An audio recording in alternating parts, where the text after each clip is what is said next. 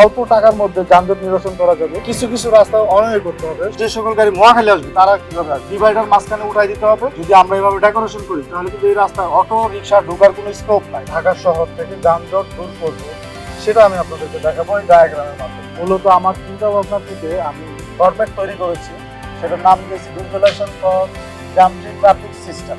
সেটা আমি আপনাদেরকে দেখাবো এই ডায়াগ্রামের মাধ্যমে।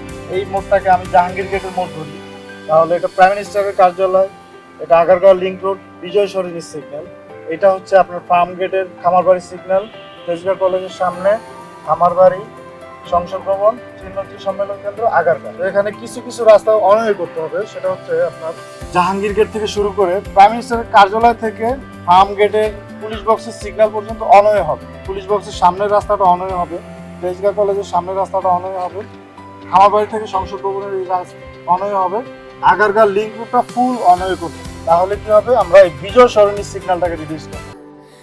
স্যান্ডেলিনা সো, রূপচর্চায় আভিজাত্য। আপনি বুঝাচ্ছি ওদের গাড়ির মুভমেন্টগুলো কিভাবে হবে। মহাখালী থেকে যে সকল গাড়ি ফার্ম গেট বা মতিঝিলরা চলে যাবে, কোনো সমস্যা নাই। যদি কোনো গাড়ি আগারগাঁও যেতে চায় তাহলে সেক্ষেত্রে তাকে একটু ঘুরতে হবে, ঘুরে পুলিশ বক্সের সামনে দিয়ে অনয় হয়ে চলে যাবে আগারগাঁও। মহাখালী থেকে আসতে কোনো গাড়ি আর সিগন্যালে দাঁড়াচ্ছে না। এখন প্রশ্ন আসতে পারে আগারগাঁও গাড়িগুলো কিভাবে চলে। আগারগাঁও লিংক রোড ধরে মহাখালী চলে যাবে। যদি কোনো গাড়ি ফার্ম গেট আসতে চায় তাহলে সে লিংক রোড থেকে ইউটার্ন নিয়ে চলে আসবে। আবার কোনো গাড়ি র্যাঙ্কস ভবন বা এলিভেটেড এক্সপ্রেসে উঠতে চাইলে ইউটার্ন নিয়ে এক্সপ্রেসে উঠে যাবে। ধানমন্ডি থেকে যে সকল গাড়ি মতিঝিল যাবে বা মহাখালী যাবে তার সেম একই রাস্তা একই রোড ইউজ করে আগারগাঁও লিংক রোড ঢুকে দেন চলে যাবে। কিন্তু যে সকল গাড়ি মহাখালী আসবে তারা কীভাবে আসবে, পুলিশ বক্সের সামনে দিয়ে ঘুরে আপনার খামারবাড়ির রাস্তা দিয়ে সংসদ ভবনের সামনে সেম লিংক রোডে ঢুকে দেন মহাখালী চলে যাবে। এটা হচ্ছে সিগন্যাল রিডিউস করার জন্য এই পুরো সিচুয়েশনটাকে ডেকোরেশন করতে হবে। তাহলে কোনো ফ্লাইওভার লাগবে না, ইজিলি যানজট নিরসন করা সম্ভব। এখানে ব্যয় করতে হবে হচ্ছে শুধু নর্মাল ডিভাইডার মাঝখানে উঠাই দিতে হবে, উঠাই দিলে যেই টাকা খরচ হবে। এছাড়া আর কোনো অবকাঠামো নির্মাণ করতে হবে না, শুধু ডিভাইডারগুলো উঠে কিছু কিছু জায়গা অনয় করে দিবে।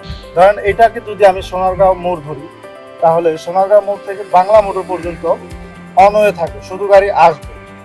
শাহবাগ থেকে যে সকল গাড়ি আসবে তারা হাতিঝিলে অনয় রাস্তা দিয়ে ঢুকবে, মানে সোজা কোনো গাড়ি বাংলা মোটরের দিক থেকে কারণ বাজারে বা সোনারগাঁও সিগন্যালে আসবে না। বামের এই ইয়ে থেকেও যে গাড়িগুলো আসে এফডিসি গেট থেকে, সেই গাড়িগুলো বামে এসে ইউটার্ন নিয়ে ঢুকবে। তাহলে কি হচ্ছে, সোজা গাড়িগুলো কোনো ঝামেলা হচ্ছে না। প্রত্যেকটা গাড়ি আপনার কারণ বাজার থেকে বাংলা মোটর পর্যন্ত অনয় করবে শুধু আসার জন্য।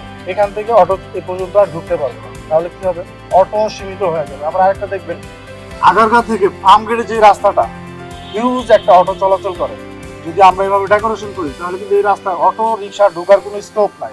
এটাকে যদি আমি শেরাটনের মোড় ধরি তাহলে এই যে শেরাটনের মোড় থেকে এই যে মৎস্য ভবন, শাহবাগ থেকে পিজি হাসপাতাল থেকে শেরাটনের মোড় কিন্তু খুব বেশি একটা ডিস্টেন্স না, কিন্তু আমরা এইটুকু রাস্তা যদি অনয় করে দিই, মানে প্রত্যেকটা গাড়ি নিউ মার্কেট থেকে এসে সে একই রাস্তায় ঢুকে চলে যাবে।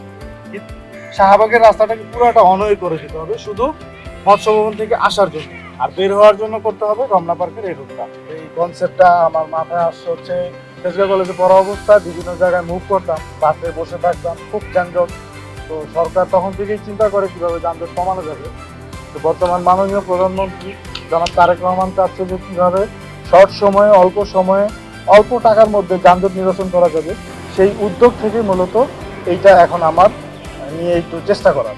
তিলোত্তমা নগরী ঢাকার যানজট যেন নগরবাসীর জীবনের একটি অংশ হয়ে উঠেছে।